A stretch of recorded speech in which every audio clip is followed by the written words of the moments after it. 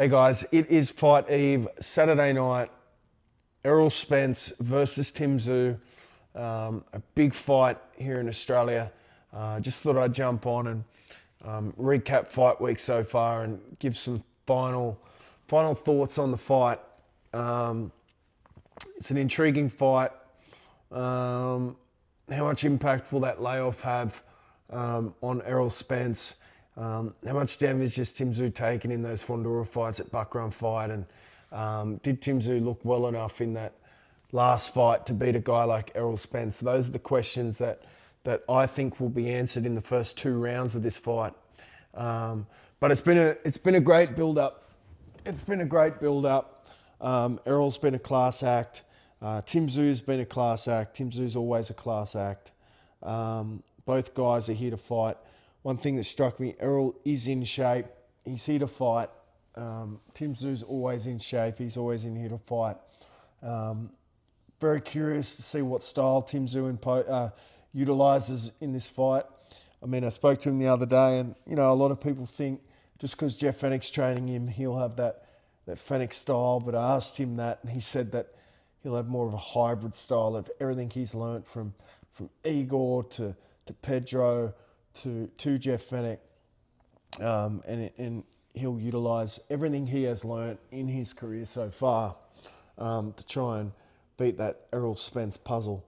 For Errol Spence, the questions will be answered. How much of an impact, how much damage was there from that Crawford fight? I think all these questions will be answered in the first 2 to 3 rounds. I think if Errol Spence can take Tim Tszyu's best shot, I think Errol is well and truly in the fight. And the longer this fight goes, the more you would favour Errol Spence to get a points win, working off that southpaw jab. For Tim Tszyu, I think he needs to impose himself early.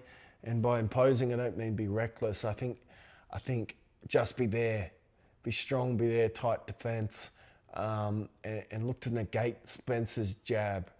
I think that Tim Tszyu, if he cannot negate Spence's jab and take away that jab, that's not good for him. So if Tim Tszyu can take away that jab, their first Fondura fight, Tim Tszyu took away Fondura's jab, and that's why he had so much success in those first 2 rounds.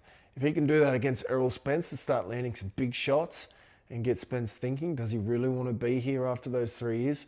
That would be how I would see Tim Tszyu getting a victory in this fight, by imposing himself early, not being reckless, and putting that pressure on and using that hybrid style, what he's learned from Igor, what he's learned from Pedro, what he's learned from Jeff, and going from there.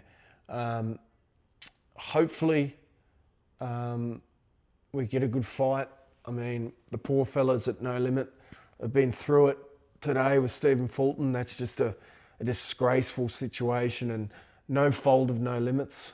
I feel so sorry for the boys, and I feel so sorry for Liam Wilson as well, who misses out on a payday and an opportunity for a world title eliminator as well. But yeah, I don't think that deserves any airtime, because it's just a disappointing, disgraceful situation from Stephen Fulton. He would have known he can't make weight days ago. But intrigued to see this fight. It's been a busy week, as always. Lots of interviews, lots of discussion. Key points this week. A story by Brendan Bradford about no drug testing in this fight. That was interesting. There was, what else was there? There was the no drug testing. I liked the line from Errol Spence about there's no pressure in this fight. He said when there's no pressure in boxing, and pressure is something you put on yourself. Pressure's when you can't eat. Pressure's when you've got to pay bills. Pressure's boxer. He's getting paid millions of dollars to fight someone. So I've liked Errol's demeanour, and I think he's here to fight. I thought he looked phenomenal at the weigh-in today. I thought Tim looked kind of as if he would on fight night, and it's also a ceremonial weigh-in as well. Tim's always in good shape, but just his body, going up those few pounds, I think he probably needs a little bit more time to work himself into that weight in terms of his physique. but we will see a super fit Tim Tszyu tomorrow. And if he can impose himself early, Tim Tszyu is well and truly in this fight, and he can win this fight. And two things can be true in this fight. Two things can be true. Tim Tszyu can win this fight. In my opinion, two things can be true. Tim Tszyu can win this fight, and Errol Spence cannot be shot. Because if Tim Tszyu wins this fight and Errol Spence is not shot, people need to give Tim Tszyu credit. If Tim Tszyu wins this fight and people say, oh, he beat a wash Spence, that can be the case, but it also cannot. Two things can be true. Tim Tszyu can win and Errol not be shot.